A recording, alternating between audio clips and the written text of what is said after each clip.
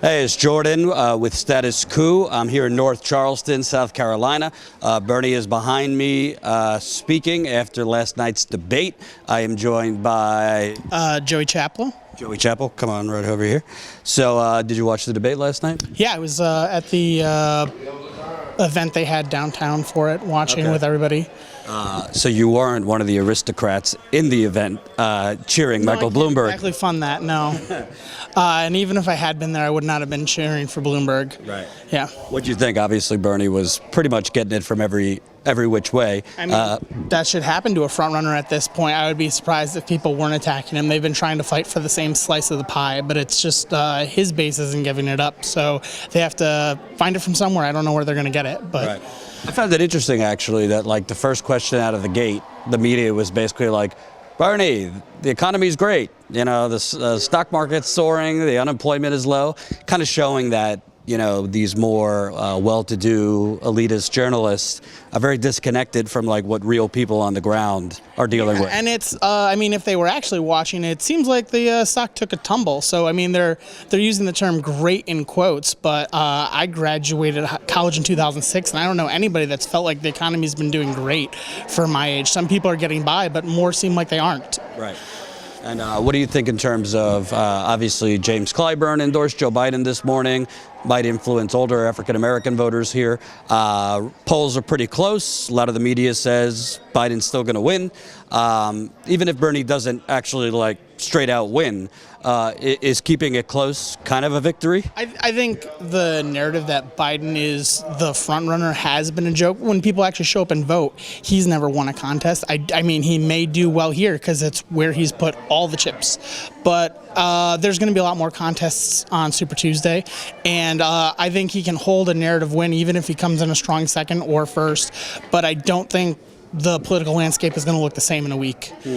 What does it say to you that I believe there was 4 moderators on stage last night, all of them make a pretty good living. You have Clyburn endorsing him this morning. Not one question to Joe Biden about the fact that he has been lying for the last several weeks about getting arrested in South Africa while on his way to meet Nelson Mandela. There's a lot of what feel like mistruths. I don't know how to pin down anything from back then, but it just seems like he hasn't had the record that he says he has. And if I don't know anything about the South Africa story. I've never heard it and haven't. No arrest record. The guy he says he got arrested with claims didn't happen. Yeah, I'm sure that's probably how it's going to play out, but it feels like a lot of people don't call Joe Biden or a lot of candidates on their stuff. If we had been taking people and holding them accountable for the lies they tell in public, maybe we wouldn't be in the situation we are now. But we let people lie and we just let it happen, and it keeps happening. So I think candidates that get up there and tell whatever story they want to tell, if the media is going to allow it, how can we be ashamed when we're like, they told a lie? Like I don't know. We're not holding their feet to the fire in any situation. And remember, press that like button. The more people that press the like button, the more people that will see this fake live stream. We're not actually live, but we're going to air this live later. Keep pressing that like button. We also need to keep signing up people. We're 33 members away from 1,600. Sign up, statuscoup.com/join. Let me ask you, you know, what's interesting to me is Bernie kind of is saying, you guys want to focus on like Cuba and these kind of side distractions, but the things you were saying were radical 4 years ago are now mainstream. Yeah. So it seems like you're saying I'm not electable, but the voters are saying otherwise. I think well, the current contests we've had have proven he's electable, but I think when you look at what the average American needs are the things he's talking about. They're not abstract problems of stuff that have happened decades ago. Everybody's struggling day to day, week to week. People want to know that they're going to be safe if their job closes, that they're going to have health care, that they're not going to lose where they're living, that their family's going to be okay. And there are very few candidates talking to that in the real. There's a lot of abstract that we have to change things, or we have to go back to where we were, or we have to defeat Trump. But I think it's going to be about making everybody's days and lives a little bit easier. Nobody wants it handed to them, but they don't want this overwhelming sense of dread that I think is just piling on from pretty much every aspect of American life. And for you, if Bernie were to win the nomination, become president, how would it affect you personally? I mean, I'd be thrilled, but personally, I'm going to keep living my life the best I can. I hope he gets there. I think maybe I'd feel more secure and less trapped, like I have to have a job with benefits, less like I have to, and maybe I could create the things I want to do or really chase the opportunities I want to do. But I work for a lot of nonprofits, and I feel like I'm constantly just staying above water. And that feeling, if that eased over the next few years, that would be nice. So it's kind of like follow some actual passions without having to keep a job just for benefits, those kind of things. Yeah, I mean, I feel like it's become pretty much a slave wage state here, especially South Carolina. I've lived in other states, and it doesn't feel as oppressive as it does here, but I feel like everybody's working as hard as they can to get by, and it doesn't feel like actual progress is being made. Thanks, man. Yeah. Appreciate it. Yeah, you keep up doing it. Thank you. So that's one person here. Bernie's still speaking, but I think it's about to end. What's really interesting, obviously the focus is South Carolina right now, but you basically have a national election 3 days later, and there's just so much going on in all these other states. I mean, Bernie on Friday is actually going to Massachusetts. He's going to be speaking in Boston, Springfield, I believe.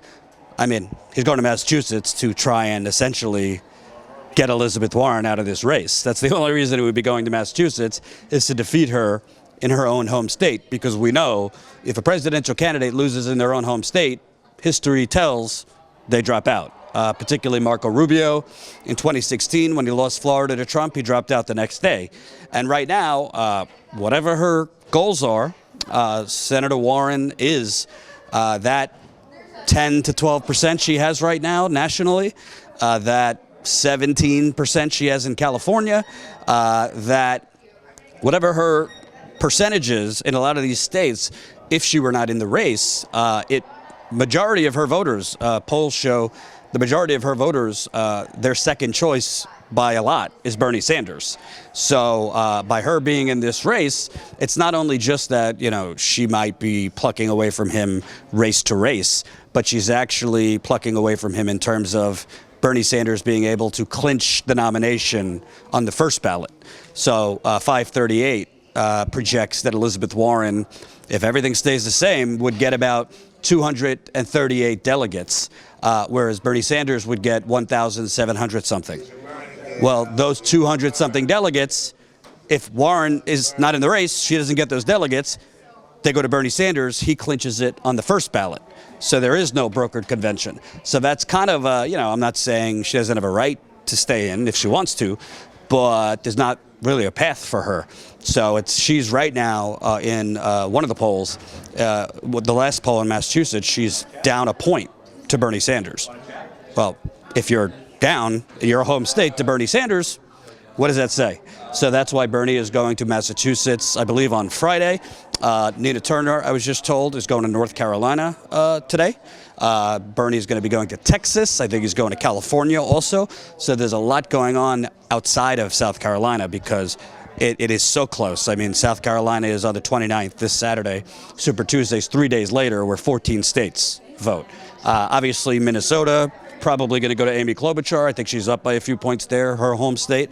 There's a lot of southern states here, Arkansas, a couple others that probably will go to Joe Biden. But California right now, which is the prize, California's got 400-something delegates. It's the state with the most delegates of any of the states.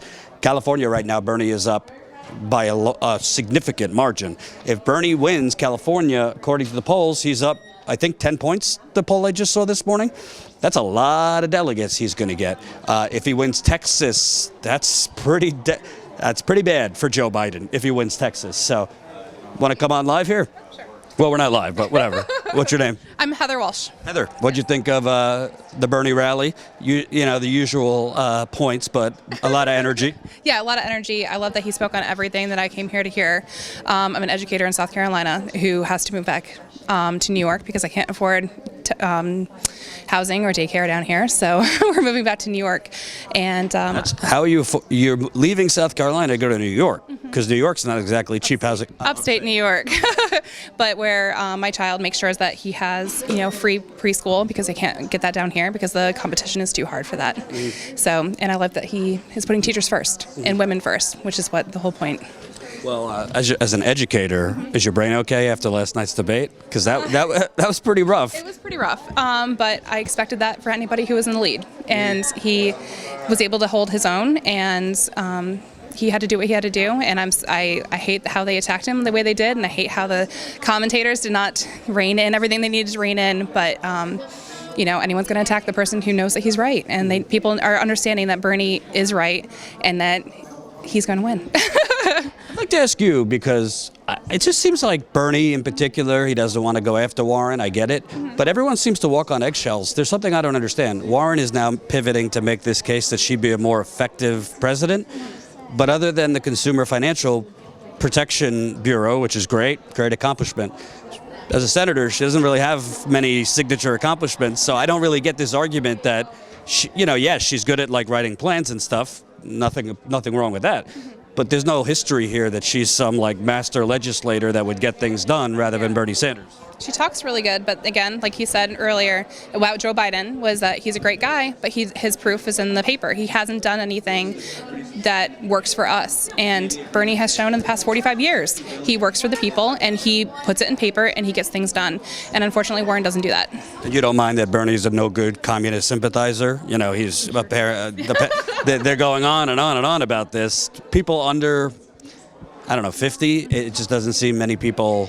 What's more important, like you're buried in $200,000 in student loan debt, you can't afford pre-K for your kid, or like he said, education in Cuba is a good thing? He understands what things are right and when things are wrong, and whether it's in a communist state, if something's working right, it works right. Not everything is meant to make things more difficult and make things not work, but everyone has good aspects here and there, but it's not. He can't be considered that on a whole in order to determine his worth. Last question. I travel a lot all around the country, and it's actually instructive when you're sitting at breakfast listening to other people talk. So this morning I was listening to some older African Americans talk, and they are definitely a little, the word socialism, even with democratic in front of it, there's just this negative connotation with it. Obviously, a couple days till the primary, so you're not going to radically change people's minds. But what do you think Bernie needs to do here in the final days to kind of make inroads with some people? Because I've heard from Bernie volunteers, older African Americans, that they knock on doors, they like him.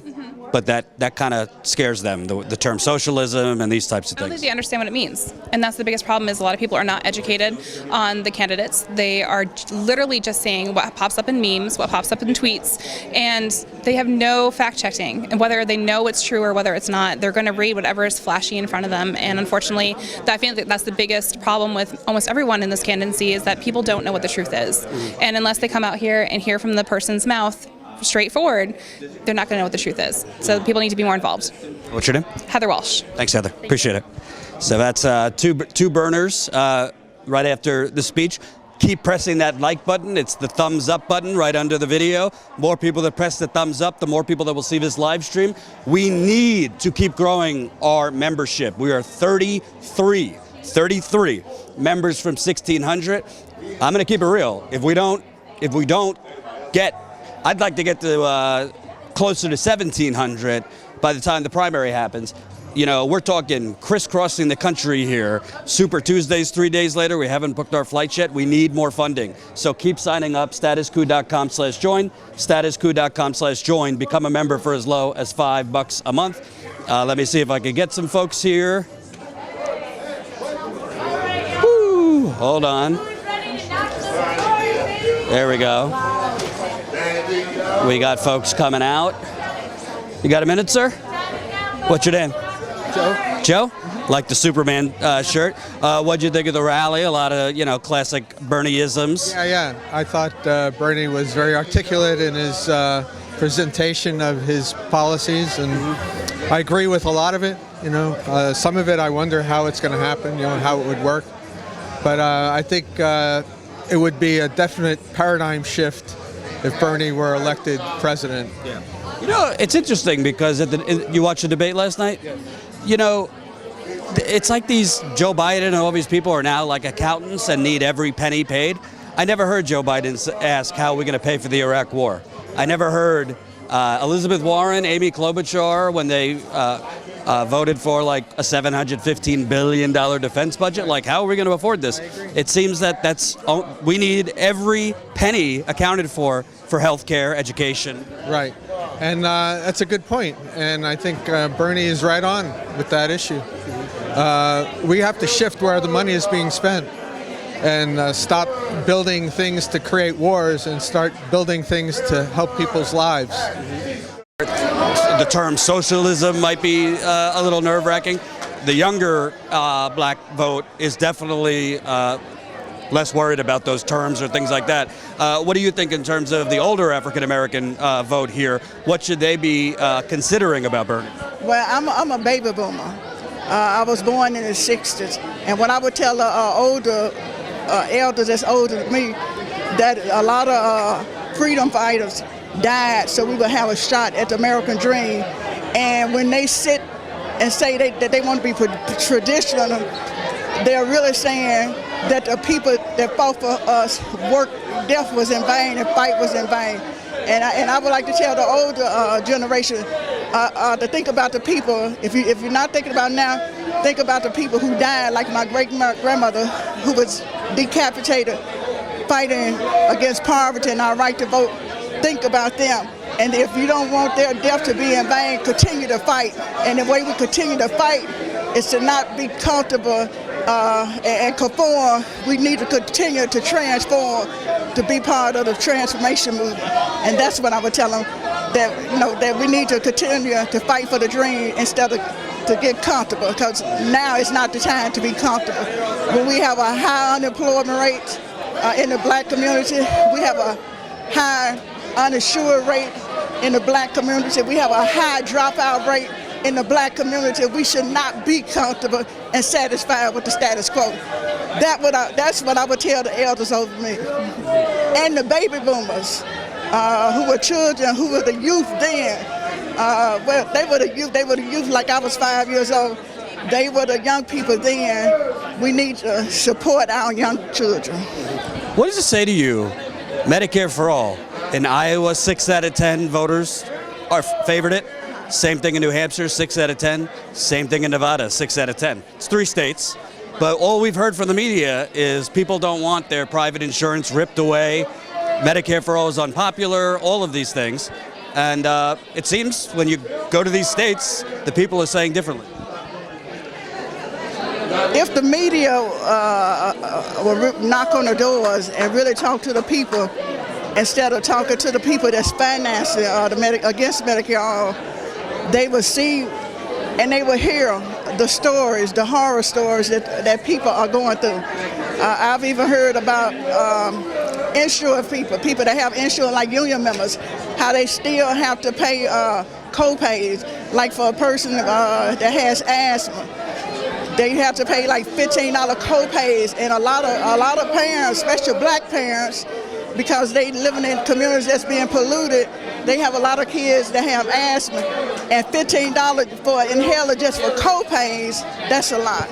And when you talk to the people and hear their story, then you will understand why 6 out of the 10 supports Medicare for all, and they want Medicare for all, and they want us to figure out how to get Medicare for all. Last question, totally unrelated. Coronavirus is becoming more pervasive. They're finding cases in other cities in America. President Trump yesterday basically said like it's under control, but now tonight he's giving a speech because apparently it's not under control. What should people know, and how to protect themselves and those kind of things? I mean, what people should know is always wash their hands and protect themselves. But the biggest thing is wash their hands, and hygiene is very important. And then if you have a cold or something, wear the mask to protect yourself and other people. So always, just be protected. But wash your hands and wear masks if you have a cold. And, thank you so much. What's your name again? Martise Chisholm. Martise? Thanks. Thank you so much. Appreciate it. Want to join me? Oh, wow. I had this out to show Bernie, but I didn't Just come over here. see him. So what's over here? So this is from the day I was born. This is the front of the Chicago Tribune.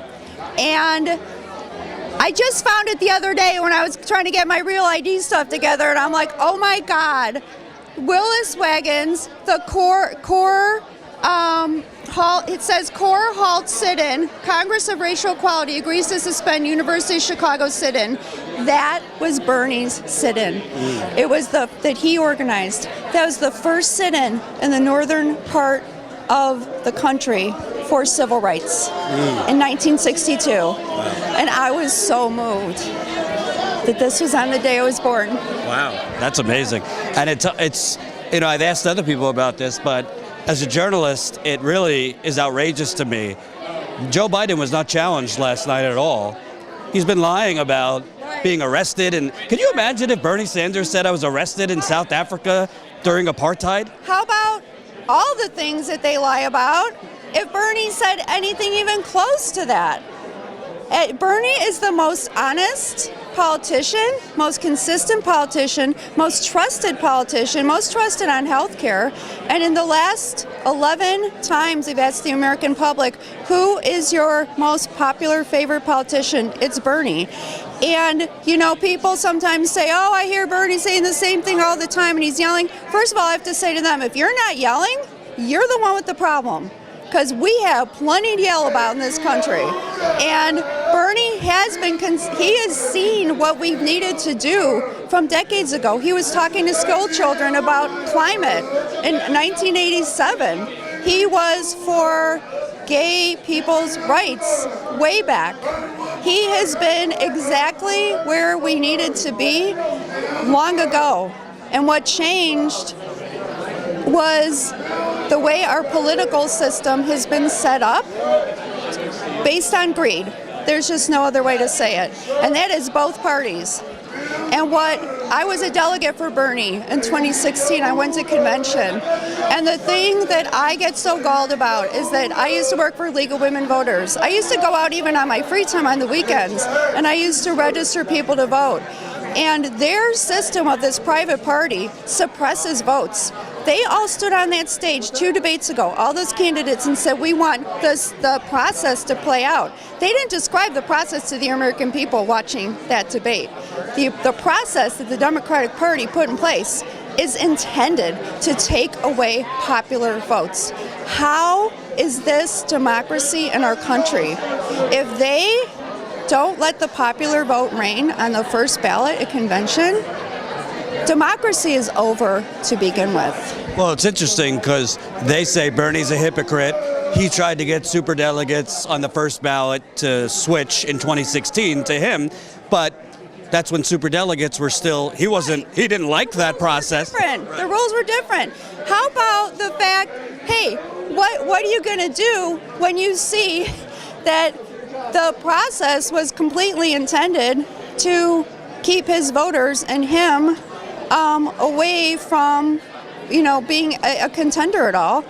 When AP, and I'm so glad, thank you independent media, thank you so much. I refuse to toxify myself watching corporate media. Corporate media, Associated Press, before the last set of elections in 2016, California being one of them, of course, the hugest state with the most delegates, they announced Hillary Clinton as the winner. I thought I was living in an alternate reality. Day before. I have voted in 10 presidential elections, night before, never seen that before. You tell me how that's not voter suppression. In Iowa. Well, she already won. In Iowa, in 2016, right. Bernie was down like 1/10 of a point. Right. And CNN called the race. Right. That's right. That's what they do. And so when someone says we're conspiracists, saying it's rigged, even people inside the Democratic Party told us exactly how they rigged it. Donna Brazile talked about how they put their finger on the scale. The thing is, President Obama left the Democratic Party in arrears in 2012, meaning they were not financially solvent.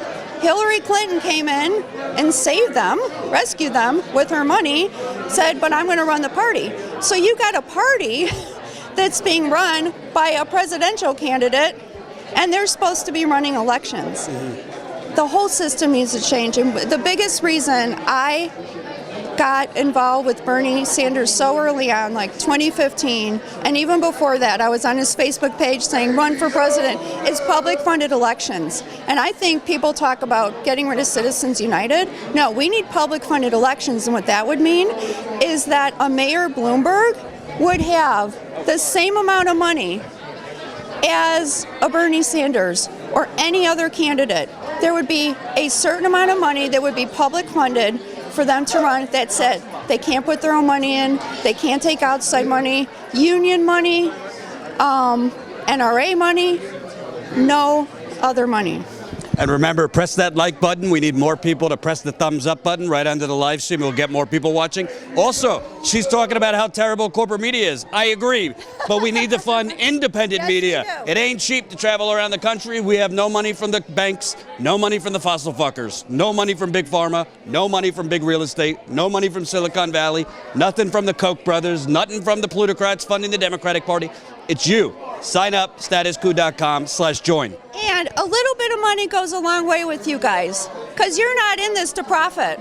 Do you have like 15 homes as like CEO of this? I barely have one home right now. So, right. So, I've given a little bit of money to like the Real News and, other outlets like that. Thank you. That's great. Yeah.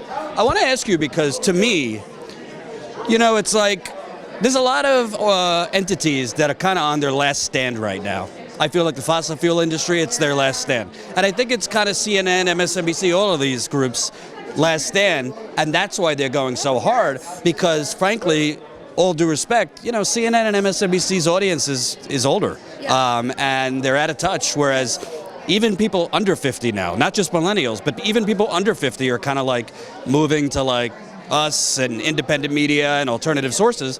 And it's so outrageous to me because to me the story of this campaign, as much as it's Bernie Sanders, is how the media has propped up a no-name mayor from South Bend, Indiana. I went to South Bend. All it took is 10 minutes. In 10 minutes I figured out this is just a dime a dozen gentrifier. Yeah. He beautified 4 blocks and left the rest of the city to rot. It's like what Rahm did to Chicago. I'm from Chicago. It's what Rahm did to Chicago. I'm sorry, so finish your question. Then you have Joe Biden, who, listen, I've said for 6 months, I don't wish him nothing. I don't wish anything bad. But anyone with eyes, including journalists, because I've spoken with corporate journalists, they're all talking about it behind the scenes. Something's going on here, cognitively. We're not doctors, but the other day he said, I'm Joe Biden, I'm running for U.S. Senate. I was at that dinner. Right. We were all sitting at the table like, did he just say that? So I'm asking you, they say they want to defeat Donald Trump, Right. but they're willing to put forward someone who has 0 accomplishments and has 0 support among the base of the Democratic Party, that would be black voters, or Joe Biden, who by October in a general election debate, who the hell knows what he's going to be saying or how he's going to be saying it. Well, the fact that they would let a Republican in Bloomberg enter the race tells me at this late stage, tells me that they behind the scenes know that the rest of the other candidates are weak. Weak sauce. They're not going anywhere. They don't have a path to the nomination. So this is what they dredge up. A guy who, he throws money at everyone. We're not going to say he just supports Republicans, but he supported Republicans in 2016, Republican U.S. senators' campaigns. That is who gave us Kavanaugh. So I will make a direct line from Mayor Bloomberg to one of the most, if not the most dangerous and most criminal, lying. He's already, we know he's a perjurer. We are pretty sure he's a sexual assaulter, multiple sexual assaulter. This, Bloomberg put him in. Bloomberg funded those people, those senators who put him in. And I will say the same thing about Biden when it comes to putting Clarence Thomas on the Supreme Court, because Biden thought it was more important to go out to the gym with his buddies rather than call witnesses who are supporting Anita Hill. And I watched I'm old enough to have watched all those hearings, and I found it so disturbing. I hadn't seen anything like that before. No one's ever said anything like what Clarence Thomas said to her. And I don't know if people can understand the bravery of women who would come into our most hallowed, halls of power and say what they say. They're not lying. No one would do that to themselves. Dr. Ford had death threats against her. We all know that when women go up against powerful people, we don't have security. We're gonna. These are bullies. And The majority of Americans found her very credible. yes, and I guess back to your original question, I find the Democratic Party as a whole, their leadership, to be bullies.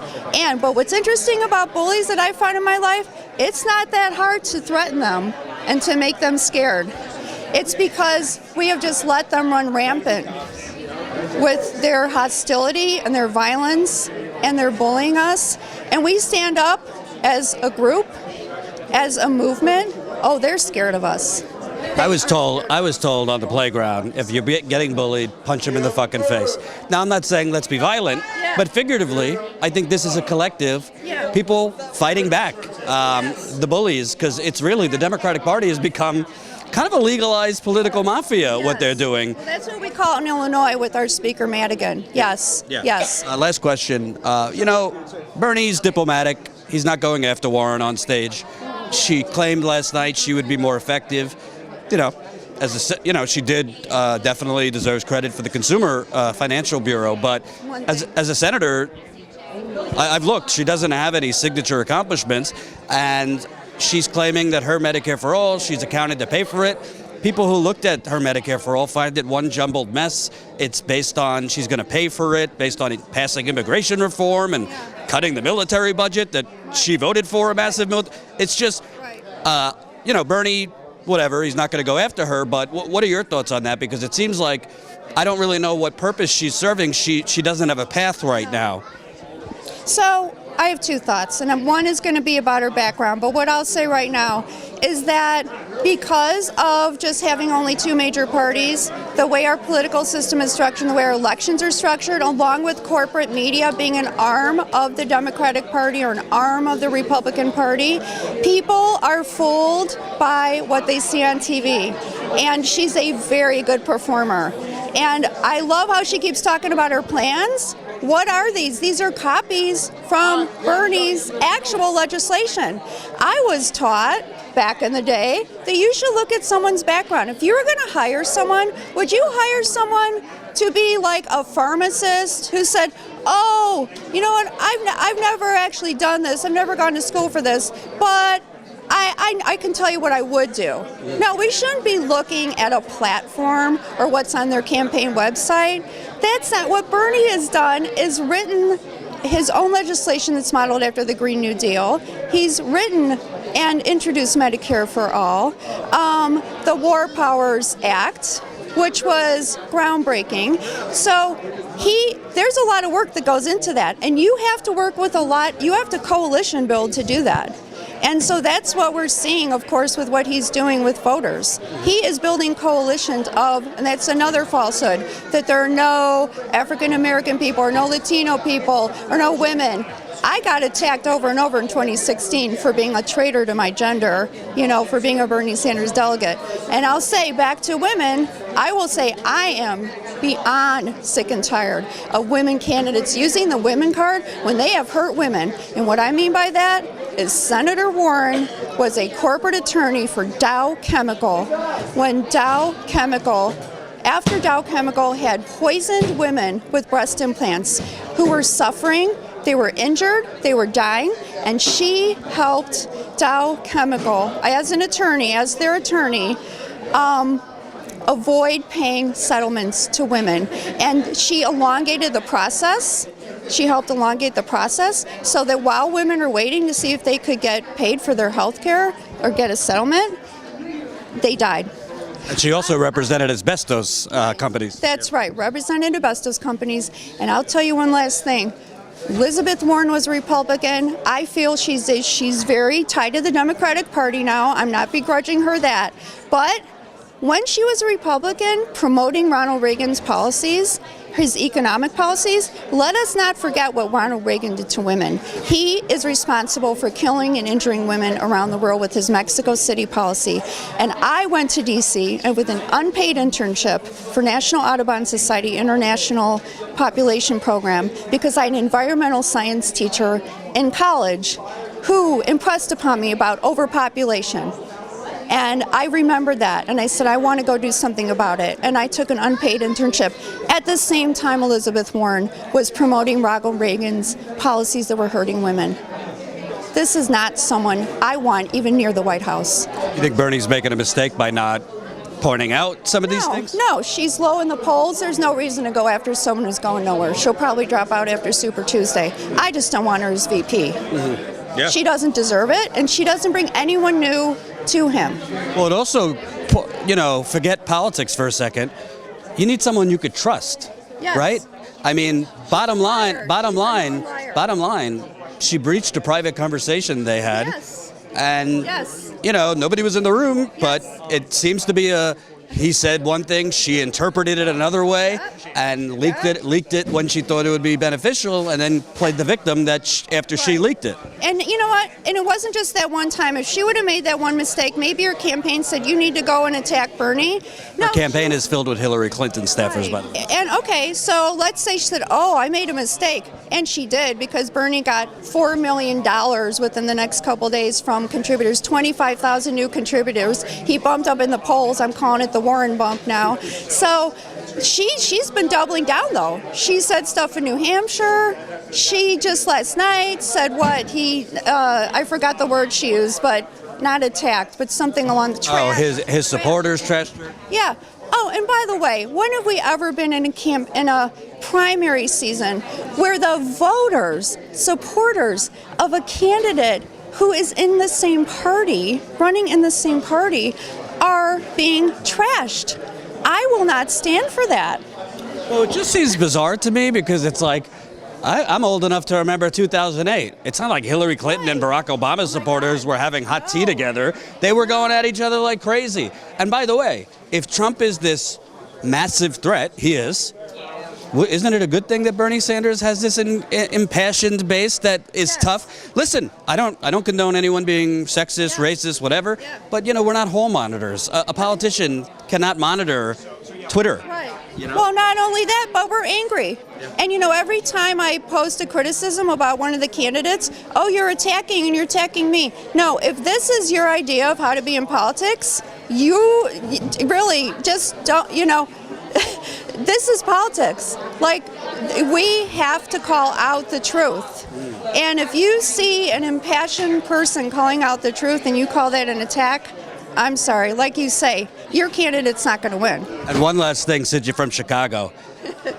How do you feel that ABC News, all of these outlets, have Rahm Emanuel on as a political expert, a man who covered up the execution of a 17-year-old kid, Laquan McDonald, a man who, you want to talk gentrification. Chicago is gentrification on steroids. Chicago has more people leaving Chicago, African-Americans specifically, because they can't afford it anymore. Yeah. And this guy is put on ABC and all these outlets as some, progressive analyst. Well, he's on there, and I will say, no one dislikes Ron more than me. I actually had this close talking to him, telling him off, okay? So no one dislikes Ron more than me. Well, there may be a few people. But anyway, he is there. I think he's actually astute because he created the Democratic Party as it is now.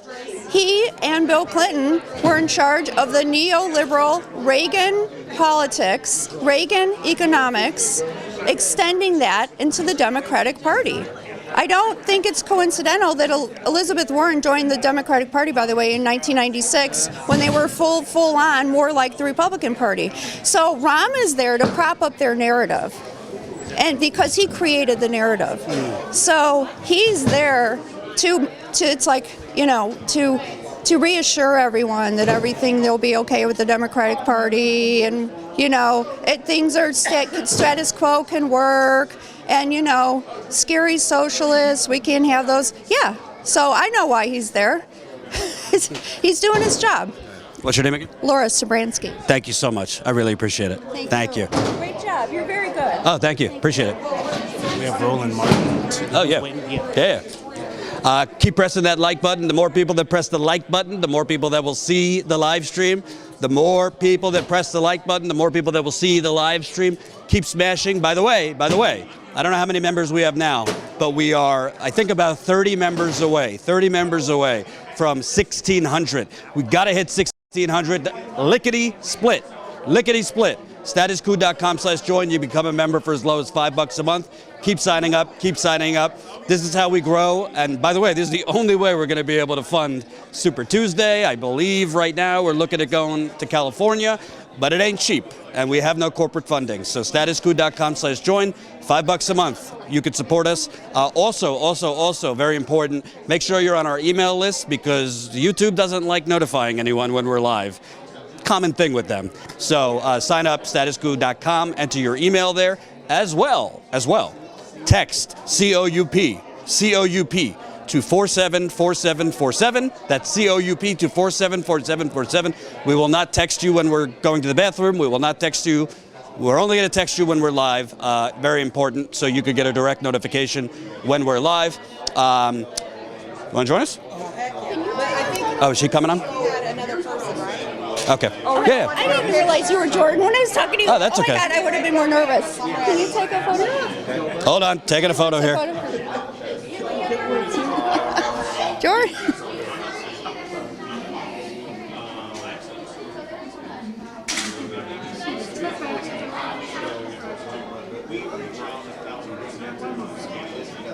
And I'm gonna donate to you guys. So I'm gonna take. Wait. Tell the audience.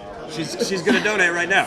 I'm gonna donate as soon as I walk away. This is the only way we're gonna have democracy in this country, folks. This is the only way. And us being the media too. We are your partners when we're on social media and we're putting the truth out. This is the only way we're going to see the truth. Have a great day. Thank you. Thank you. What's your name? Alex. Alex. Yeah. You were at the rally here. Yeah. Come on over here. Okay.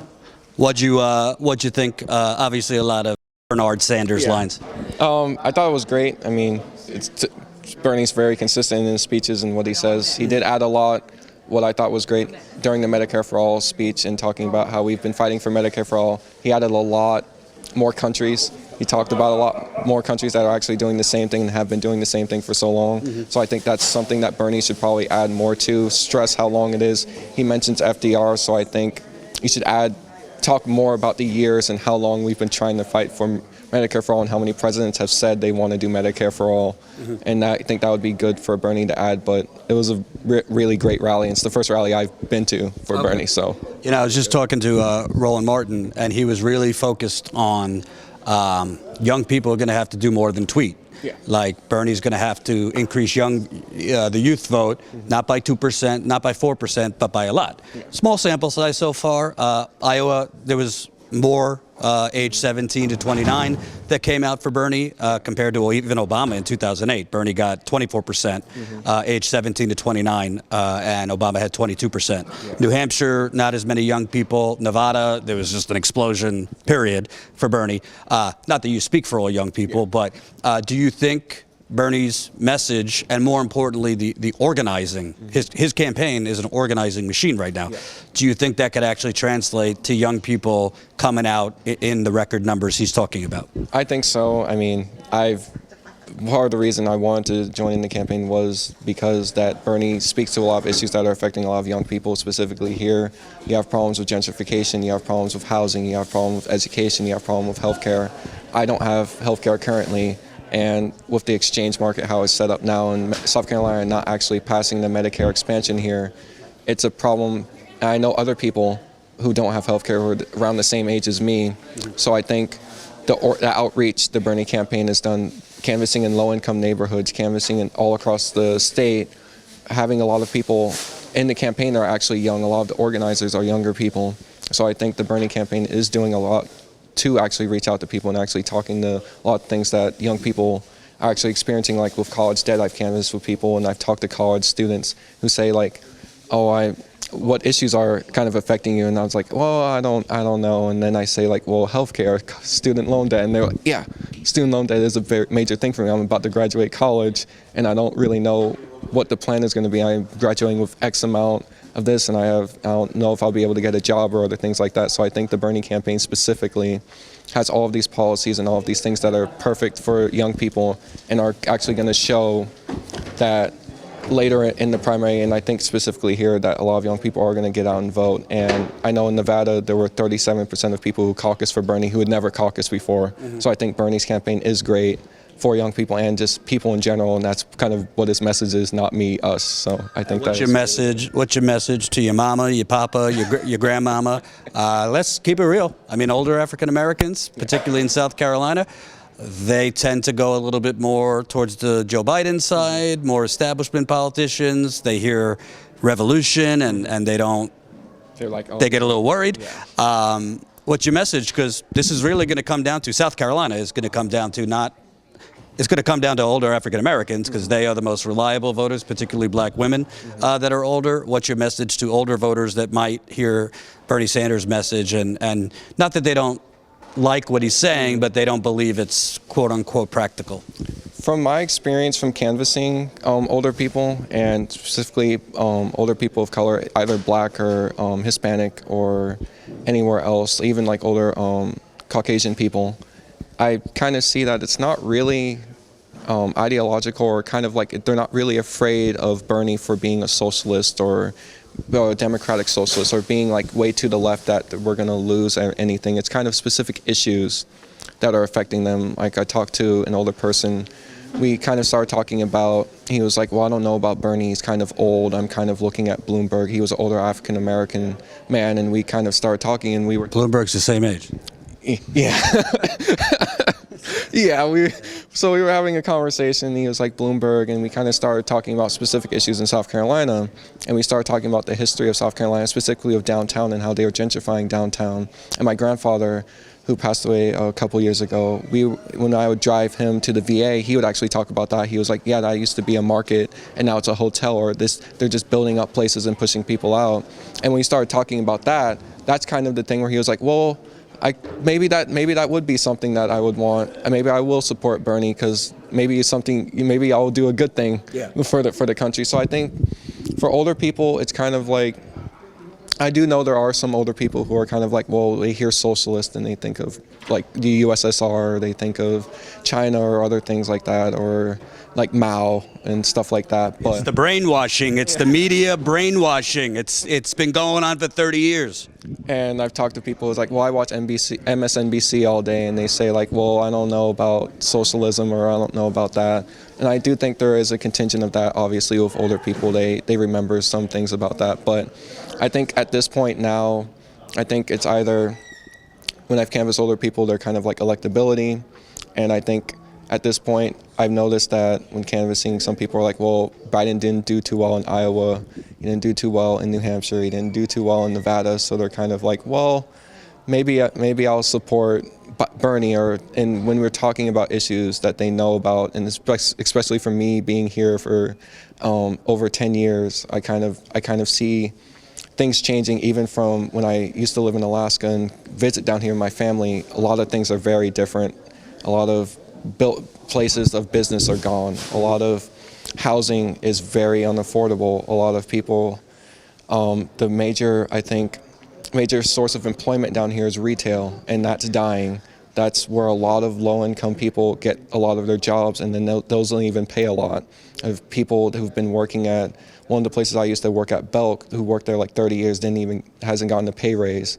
So I think with a lot of people, they kind of see like, well, if there is going to be a candidate for change, maybe I'll try Bernie. And when talking with those people, it does seem like they're open to change. I don't think it's a very strict like, oh, I'm never going to support that person because they're a socialist or anything else. You know, I also think there's frankly a lack of education. I don't mean that in a derogatory way. I mean that among the media. So let me give you an example.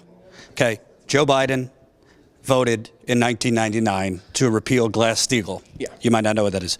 Glass-Steagall was a law created. Glass-Steagall was a law created by FDR. It separated commercial banks and investment banks, basically to prevent the wild, wild west of them gambling away with our money, because the Clintons and Joe Biden and all of the Democratic Party of the 80s and the 90s were bought off by Wall Street. They repealed that.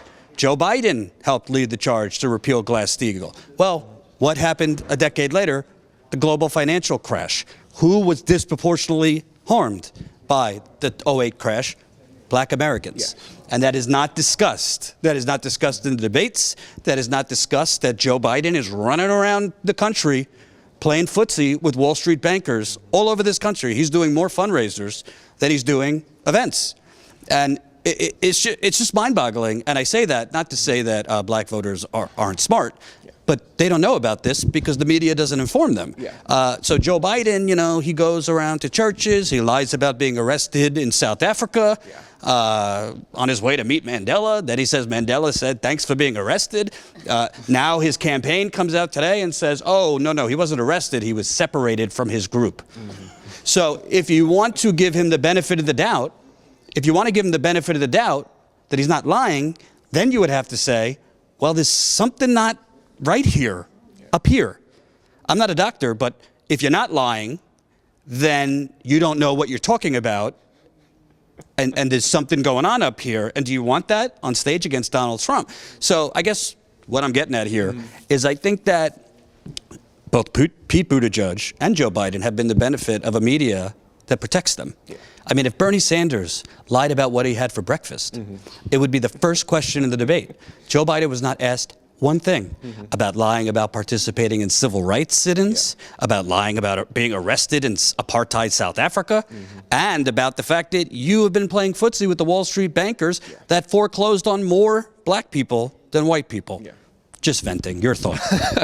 Well, I would say, because I know Biden started off his campaign by going to a Comcast fundraiser. So, I mean, that is a factor in the media.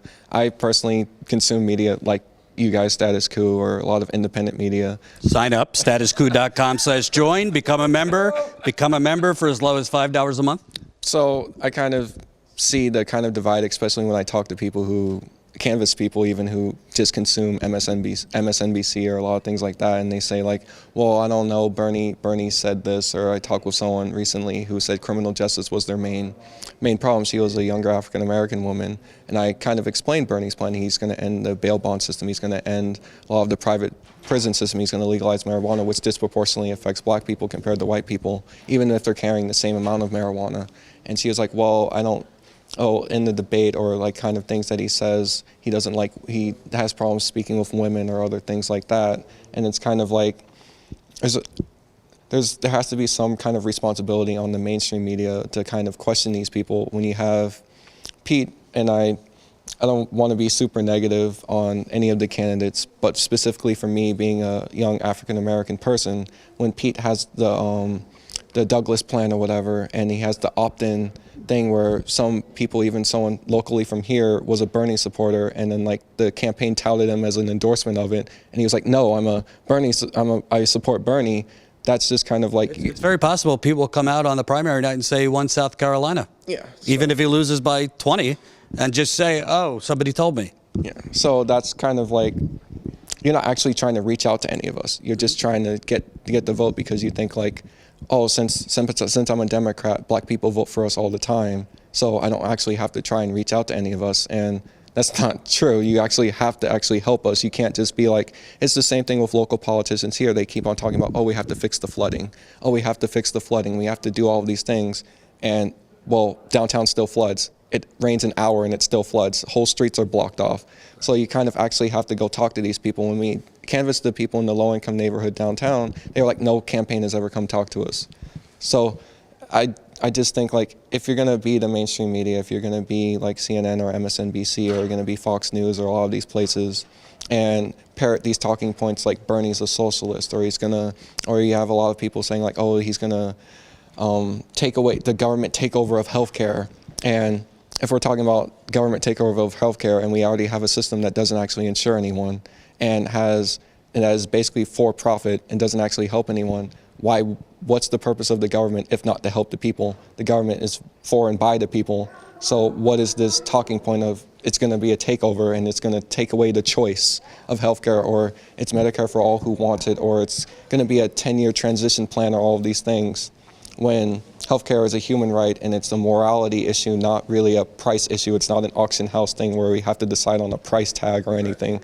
We actually have to give it to people, and the mainstream media doesn't talk about that. They don't actually bring up that argument. You only have people from the Bernie campaign like Nina Turner or Breonna Joy Gray or a lot of surrogates of Bernie actually on those sites or on those shows and in the middle of the day actually saying those things, and then they'll just say the same point again, even if their facts are brought to them, or saying, how are we going to pay for Medicare for all? And it's like, how do we pay for the aid to Israel? How do we pay for the aid to Saudi Arabia? How do we pay for any of these things that we already pay for? How do we pay for the healthcare right now? So it's very obvious we can't be both the wealthiest nation in the world and then also the poorest nation when it comes to healthcare. It's just such an absurd argument. Look forward to covering your eventual political campaign. Thank you. So I'm going to wrap up. I'm going to wrap up here. Oh, you want to come on? Okay. Come on, real quick. Right. What's I'll be succinct. Say your name. Angie. So, Angie, you watched the debate right next to me last night. I did. Yeah, I mean, I don't need to repeat what the media has been saying. They say Biden did terrifically and blah, blah, blah, blah, blah. Listen, to me, I'm just going to be honest. I think Biden might win South Carolina. No. I don't think even if he wins it, it's not a win if it's not by.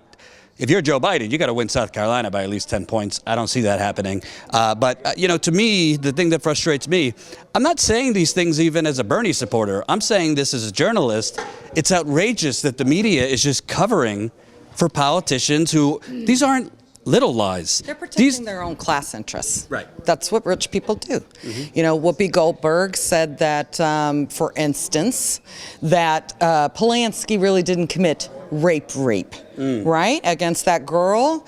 And then turns out Roman Polanski has now been accused by 5 other women who he raped as girls. But they protect each other because they're protecting their class interests at our expense.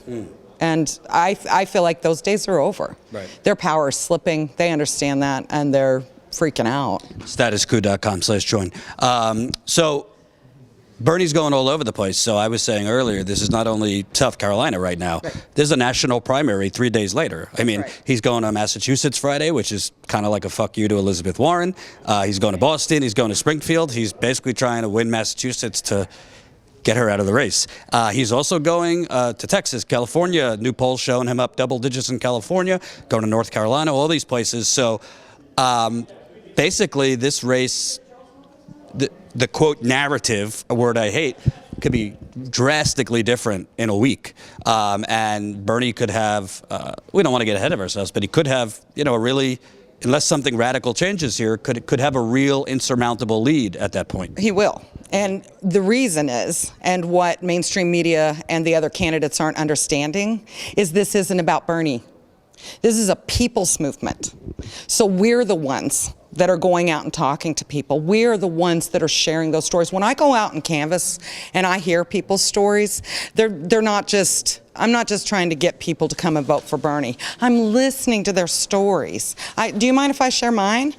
I'm listening to their stories, and then when I go back to the office and we all meet back, we talk about that pain. We talk about the pain that the other people in this country are experiencing right now. And it's devastating. And we remember that, and we understand that, and we know that. This is a people's movement. This isn't a campaign. And we're changing everything right now. This is a moment in history that has never happened before. Me personally, I mean, I can't even believe this when I tell people my story. I couldn't have children. They could never figure out why, but it probably has something to do with our food supply, our water supply being poisoned, things like that. This is a problem right now in this country that mainstream media isn't discussing. I have a bonus daughter, though. She's a single mother. She's carrying student debt that she's struggling to pay. My mother literally just got over her second type of cancer. She had a double mastectomy radical double mastectomy from breast cancer 20 years ago, and she just had lung cancer. So she just finished a round of chemotherapy for that. I'm the wife of a 24-year combat veteran that suffers from PTSD. He gets rashes and hives when he gets wet. So we can't even go swimming with my grandson. And they don't know why that happens. And he's not the only one this is happening to. It could have been from the burn pits. We don't know, from exposure to chemicals like that. I have a 6-year-old grandson. I don't want to interrupt you, but there was actually a documentary on Netflix where a doctor goes after these really puzzling illnesses and nobody knows what they are. Love that show. Yes. And there was an episode on a war veteran who just an unknown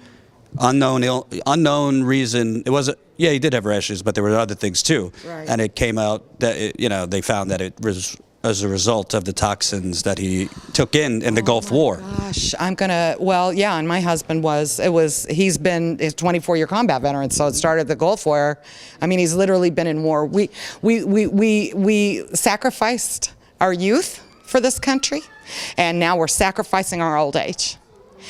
And what makes me upset about this, I also have a 6-year-old grandson that's facing climate catastrophe. I mean, this is one family.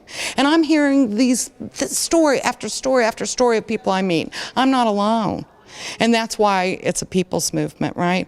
But one thing for the military that bothers me so much is a lot of people, blame the service members, and that bothers me because the service members sign up to serve this country, and especially in the times that the people in power have put us in, where they basically prey on people that are living in poverty and dangle little carrots of health care and education in front of them so that they can go and sacrifice their lives for this country.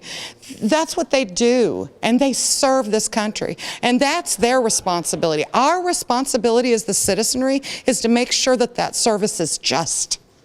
And our mainstream media and our politicians have not done that, other than Bernie.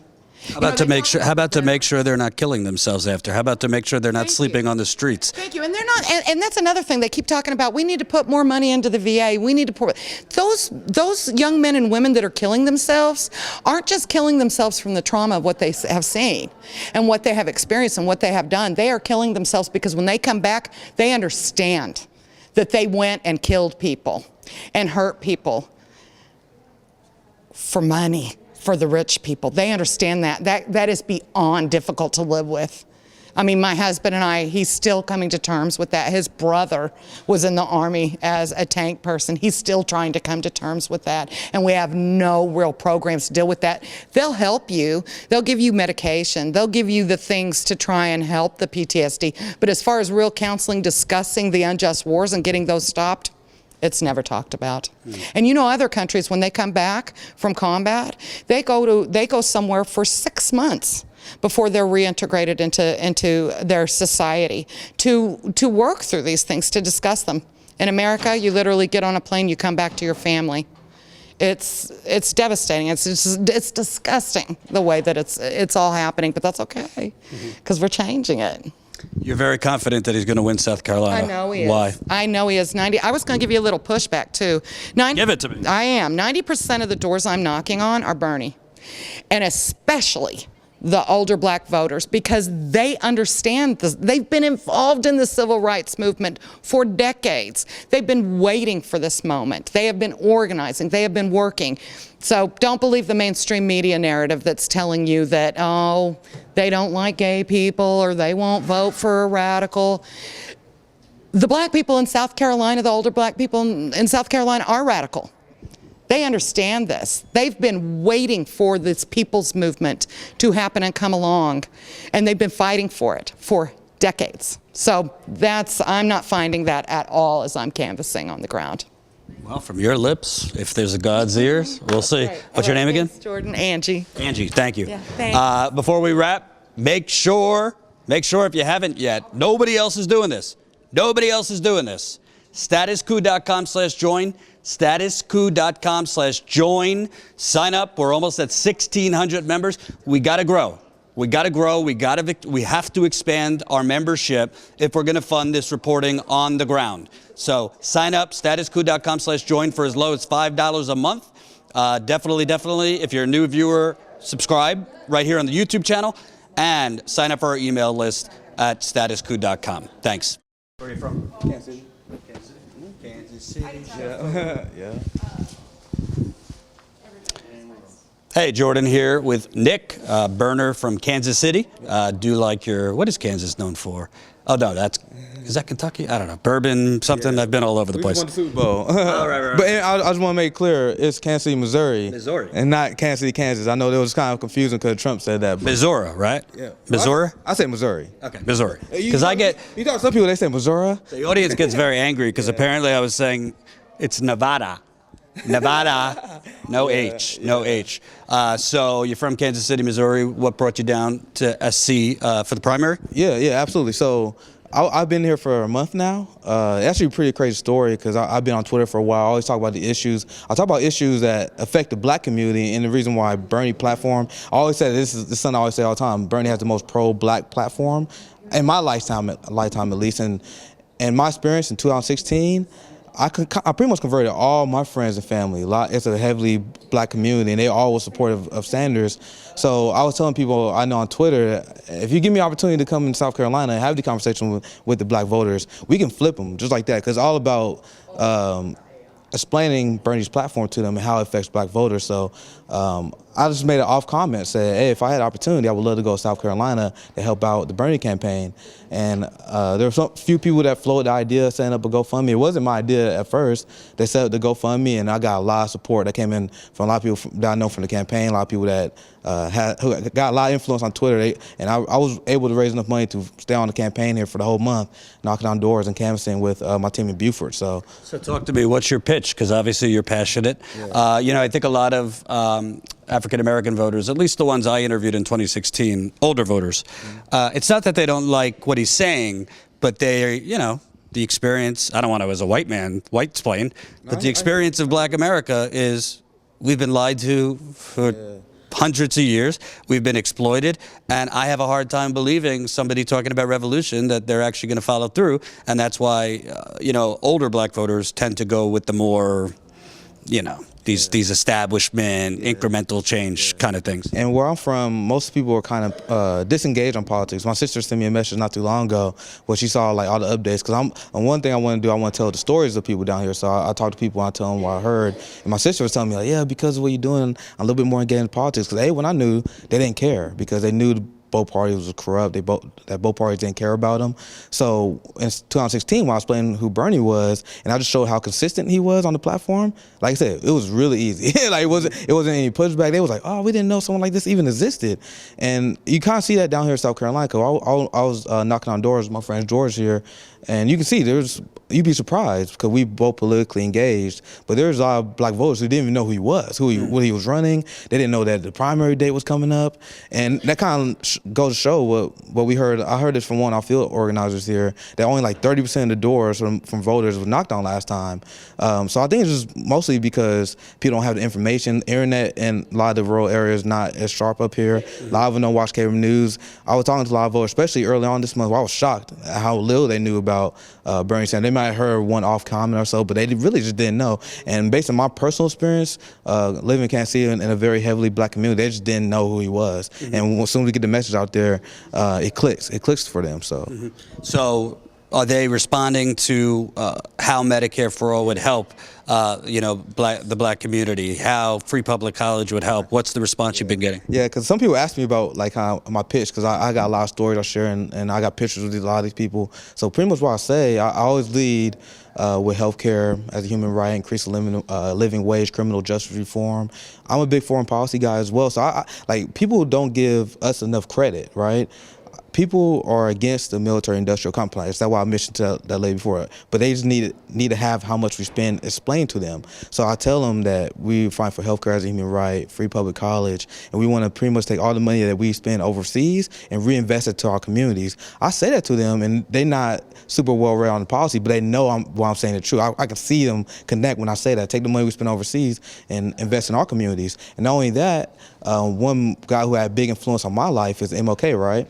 MLK MLK was a democratic socialist. So I explained to them, and a lot of the responses I get out here in South Carolina, they willing to listen, and which is important. I tell them that MLK marched with, Bernie Sanders marched with MLK, but not only that, he took MLK's vision, the Rainbow Coalition. I explained to them what the Poor People Campaign is. They don't talk about that a lot, right? So I tell them what the Poor People Campaign is, and I tell them that that's essentially what Bernie wants to accomplish. Because MLK was all about getting the poor whites, the poor blacks, the poor Hispanic people together to challenge corporate power. And I tell them that's exactly what Bernie Sanders is looking to do. You see his massive win in Nevada when he had a giant Hispanic community that came out to vote for him. So you see a lot of poor white people who are supporting him as well in Michigan, Wisconsin, for example. And now I see when you go down here in the South, actually there was a poll recently that showed that Bernie Sanders is like right up there with Biden when it comes to black support. It's all about getting the message out there. And I tie it with MLK because that really is what our movement is about. It's like the new Poor People Campaign, bring people from different backgrounds. Well, what's amazing to me and infuriating, Joe Biden, Warren, Klobuchar, all these people, they're like accountants now, right? On the debate stage. I need every penny accounted for. How are you going to give health care? Every penny. How are you going to give education? Every penny I want. Did Joe Biden ask how are we going to pay for the Iraq war? Exactly. Did Elizabeth Warren, Amy Klobuchar, any of these people ask how are we going to afford a $715 billion defense budget that I'm voting for? How are none of these people ask how you're going to pay for anything that isn't related, that if it's involving massive war, if it's involving massive tax cuts, if it's involving massive subsidies to Wall Street, fossil fuel industry, big pharma.